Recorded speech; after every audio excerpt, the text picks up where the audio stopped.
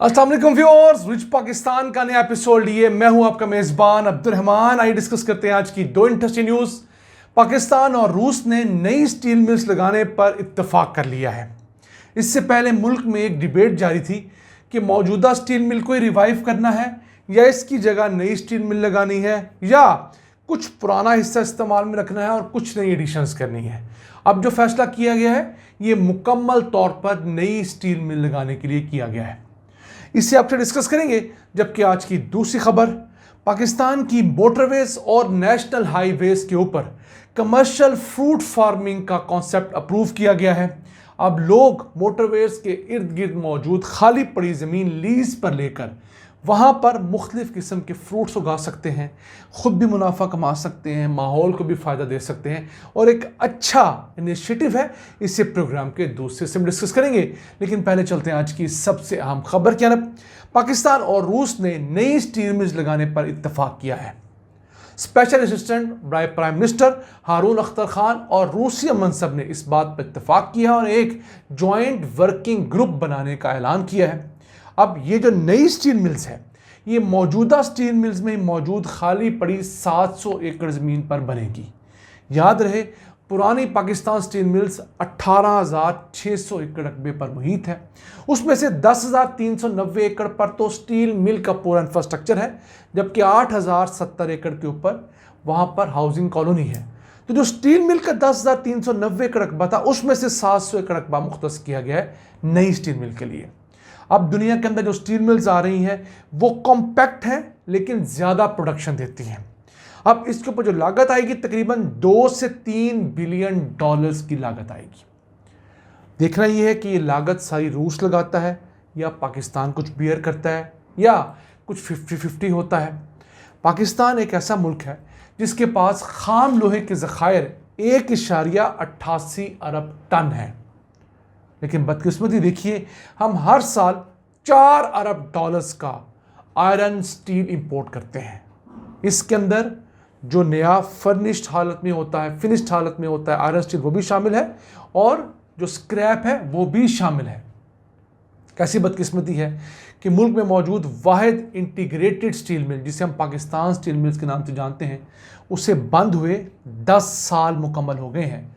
2015 से वो steel mill बंद पड़ी है और इन 15 सालों में 3.25 साल हुकूमत जो थी वो पीटीआई की हुकूमत थी, नाहल लोग थे।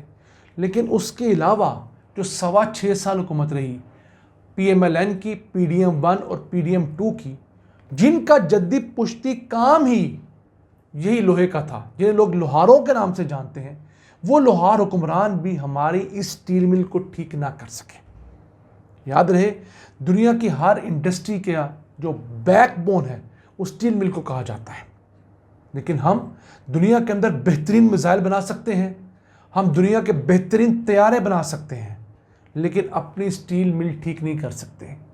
हम दुनिया की 7वीं बड़ी बेहतरीन एयरफोर्स हैं, हम दुनिया का 7वां बड़ा न्यूक्लियर पावर मुल्क हैं, मुस्लिम दुनिया का वाहिद न्यूक्लियर पावर मुल्क है, लेकिन अपनी स्टील मिल हम ठीक ना कर सके और स्टील मिल के बंद होने की वजह से मुल्क को अब तक तकरीबन कोई 22 बिलियन डॉलर्स का लॉस हो चुका है।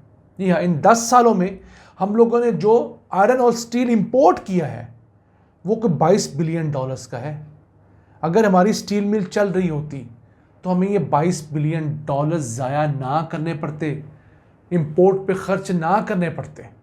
इसके अलावा स्टील मिल के अपने जो लॉसेस हैं, जो यहाँ पर लोगों को तनख्वाहें दी गई और बाकी मेंटेनेंस के अखराजात थे, बिजली के बिल थे, गैसेस के बिल थे, इन 10 सालों में 600 अरब रुपए हो चुके हैं। ये इन हालात में हम डिस्कस कर रहे हैं कि अभी हमारी स्टील की कंजम्पशन सिर्फ 48 किलो पर हेड है, पर कैपिटा। ग्लोबल एवरेज 228 है, 5 गुना ज़्यादा है ग्लोबल एवरेज। तो अगर तरक्की करनी है, इंडस्ट्रियलाइजेशन को आगे बढ़ाना है, तो हमें अपनी बेहतरीन state of the art steel mill चाहिए। ये अभी भी डिबेटेबल इशू है कि क्या हमें नई स्टील मिल चाहिए या पुराने के अंदर थोड़ी बहुत इंटरवेंशंस करके और एडमिनिस्ट्रेटिव चेंजेस लाकर हम उसे बहाल कर सकते हैं और कौम का अरबों डॉलर्स नया इन्वेस्ट होना भी बचा सकते हैं, कर्जे भी बचा सकते हैं और लोगों को जॉब्स भी दे सकते हैं, और अरबों डॉलर्स की इंपोर्ट जो है $4 बिलियन के हर साल, वो भी हम रोक सकते हैं। आइए चलते हैं आज की दूसरी अहम खबर की तरफ। पाकिस्तानी मोटरवेज और नेशनल हाईवेज के ऊपर कमर्शियल फूड फार्मिंग का कॉन्सेप्ट अप्रूव किया गया है। 25 साल मंसूबा शुरू किया गया, जिसके अंदर मोटरवेज के दोनों तरफ मौजूद खाली जगह और नेशनल हाईवेज के ऊपर मौजूद खाली जगह के ऊपर अब लोग ज़मीन लीज पर लेकर मुख्तलिफ किस्म के फ्रूट उगा सकते हैं और फिर उन्हें बेच भी सकते हैं। ये कमर्शियल वेंचर होगा पब्लिक प्राइवेट पार्टनरशिप के तहत। अगर मुल्क में मौजूद नेशनल हाईवेज जो कि वफाकी सतह के ऊपर NHA डील कर रहा है, और मोटरवेज को डिस्कस करें तो उनकी तादाद 48 है और इनकी टोटल लेंथ जो है 14,484 किलोमीटर है, जो पाकिस्तान के टोटल रोड नेटवर्क का सिर्फ 4.6% बनता है। लेकिन इन नेशनल हाईवेज और मोटरवेज के इर्द गिर्द दोनों तरफ कुछ 100 150 फुट जगह खाली पड़ी हुई है। बेसिकली कॉन्सेप्ट ये है कि इस जगह के ऊपर पब्लिक सेक्टर, प्राइवेट सेक्टर, हर तरफ से लोगों को बुलाया जाए, मुख्तलिफ इदारे आएँ, मुख्तलिफ बागात लगाने वाले लोग आएँ, लैंड ज़मीन जो है वो लीज पर लें और यहाँ पर अपनी मर्ज़ी का जो उस इलाके का फल है वो उगाएं। उससे होगा क्या, एक उन लोगों के लिए आमदन होगी, दूसरा मोटरवे के लिए आमदन होगी, तीसरा माहौल अच्छा हो जाएगा, खूबसूरत होगा।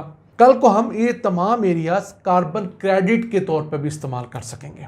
आप ज़रा अज्यूम कीजिए कि अगर आप लाहौर से शुरू हुए हैं टुवर्ड इस्लामाबाद मोटरवे के ऊपर, तो सबसे पहले अगर आप अमरूदों के बाग देखते जा रहे हैं लाहौर से निकलते हुए, इस इलाके में अमरूद होता है, अलीची होती है, उसके बागात आते हैं, जहाँ चाहें आप गाड़ी रोक कर ताज़ा अमरूद ले सकते हैं। सीज़न के अंदर, अलीची के सीज़न के अंदर जो है वो अलीची ले सकते हैं।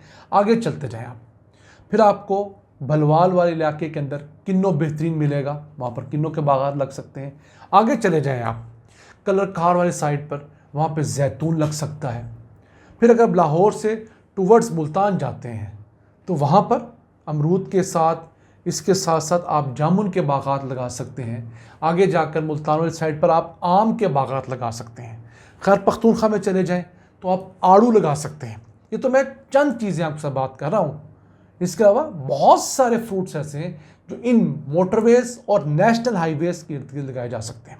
कॉन्सेप्ट बहुत अच्छा है, लेकिन मैं समझता हूँ कि 3 साल की लीज देने की बात एक फजूल सी बात है। एक बाग को लगकर फ्रूटिंग पे आने के लिए ही 3-4 साल दरकार होते हैं। तो पहली दफ़ा जो बाग लगाए कम से कम उसे 10 साल की लीज़ देनी चाहिए। उसके बाद आप उसे हर 3 साल के लिए ओपन ऑक्शन के अंदर लीज़ कर दें।